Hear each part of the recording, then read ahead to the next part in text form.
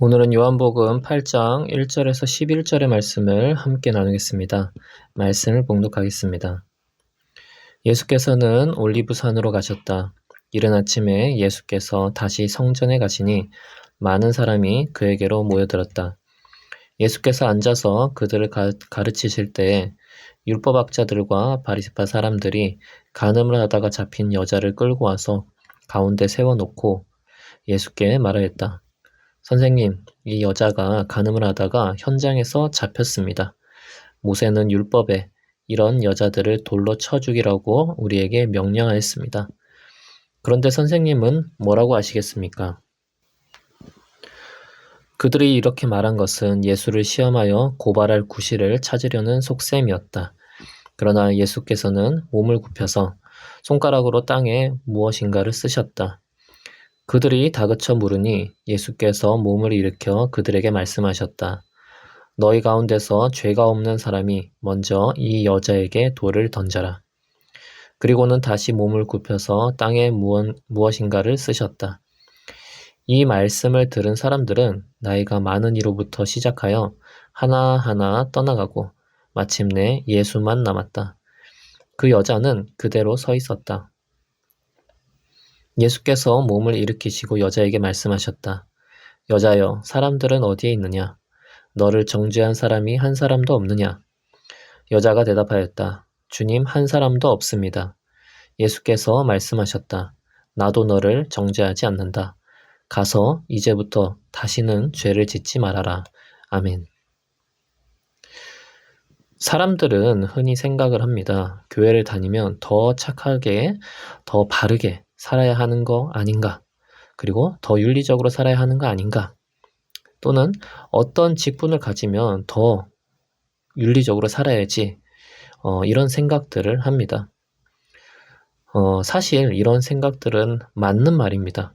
그런데 사람은 스스로 바르게 살려는 노력을 하게 되면 자연스럽게 다른 사람을 정죄하고 심판하게 됩니다. 나는 이렇게 열심히 죄를 짓지 않으면서 살아가려고 하는데 다른 사람들은 그렇지 않네. 이런 마음들이 드는 것이죠. 그리고 이 견해를 가지는 것은 윤리적으로 살아가야 하는 그리스도인의 책임만을 보는 것입니다.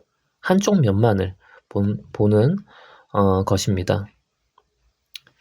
오늘 본문에서는 율법학자들과 바리새파 사람들이 율법을 지켜야 하는 책임만을 강조하는 모습을 볼 수 있습니다.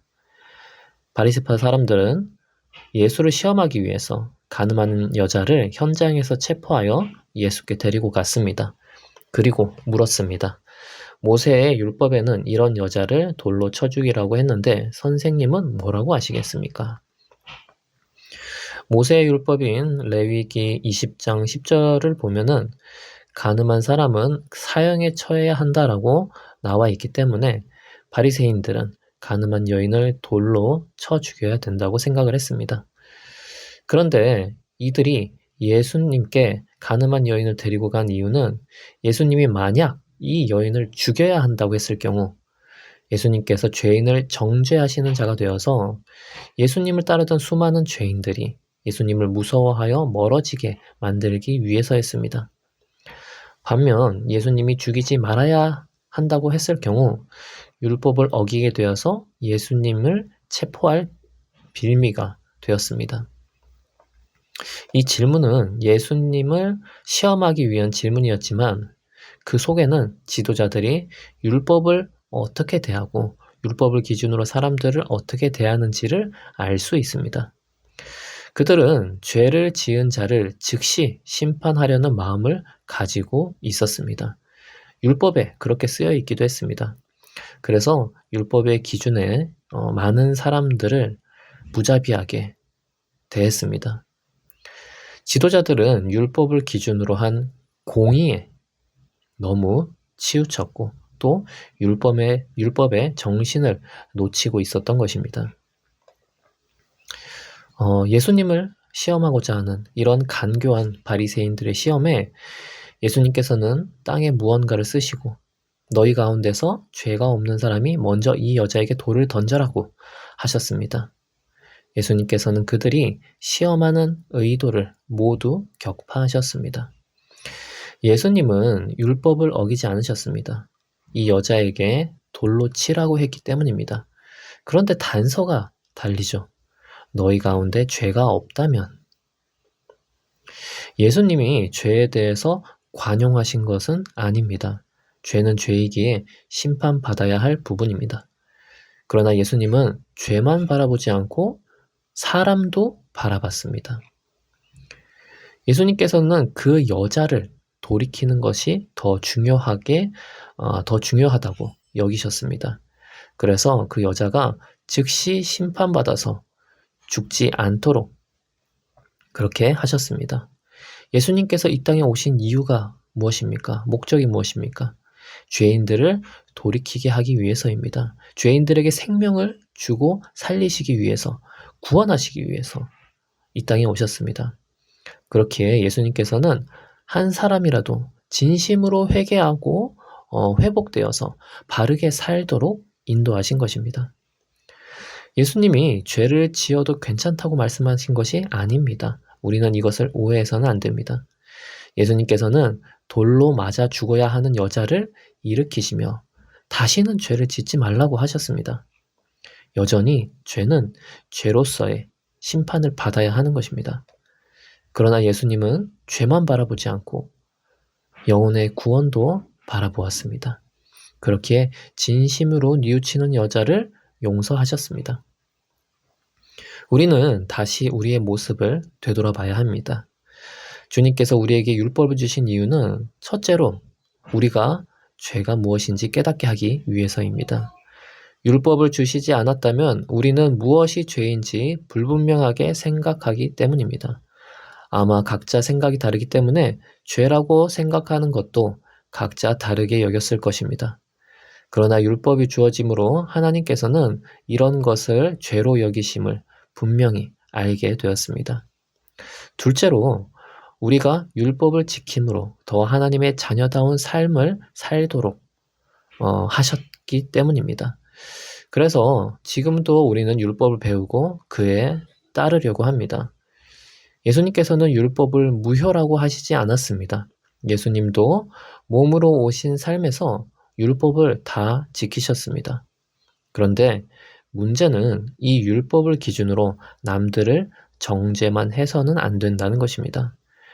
다른 사람의 행동을 보며 무엇이 옳고 그른지는 판단해야 합니다. 그러나 우리는 예수님께서 죄인들을 향한 마음이 어떤지도 알아야 합니다. 예수님께서는 그들이 돌아오길 바라십니다. 죄를 회개하길 바라십니다. 다시 회복되길 바라십니다. 심판은 이 세상의 끝에 이루어집니다. 예수님께서는 우리에게 시간을 주고 회개할 시간을 주셨습니다. 죽기 전까지 우리가 주님 앞에 참여할 시간을 주셨습니다. 그런 시간이 다 지나감에도 불구하고 주님 앞에 돌아오지 않고 회개하지 않는다면 예수님께서는 재림하실 때 심판하실 것입니다. 그러나 그 전에 주님께서는 회개하는 자에게 용서를 주시고 바르게 살기를 바라고 계십니다. 브루스 밀르는 다른 사람을 심판할 때 우리는 스스로도 심판하고 있는 것이라고 했습니다.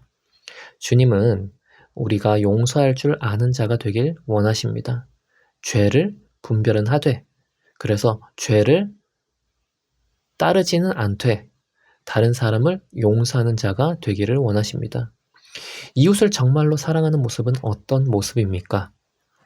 그가 다시 바른 자리로 돌아오기를 바라는 마음입니다.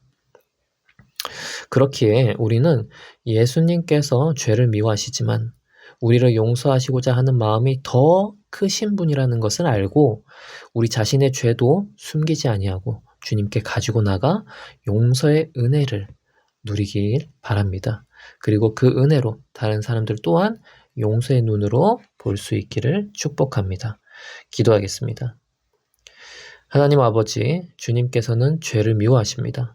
그렇지만 죄를 미워하는 마음보다 우리를 사랑하는 마음이 더 크십니다. 그 은혜에 감사드립니다. 주님 안에서 용서의 은혜를 누리고 감사하는 자가 되게 하여 주시옵소서. 그리고 주님께서 주시는 은혜의 마음을 가지고 이웃을 용서하는 자가 되게 하여 주시옵소서. 예수님의 이름으로 기도합니다. 아멘.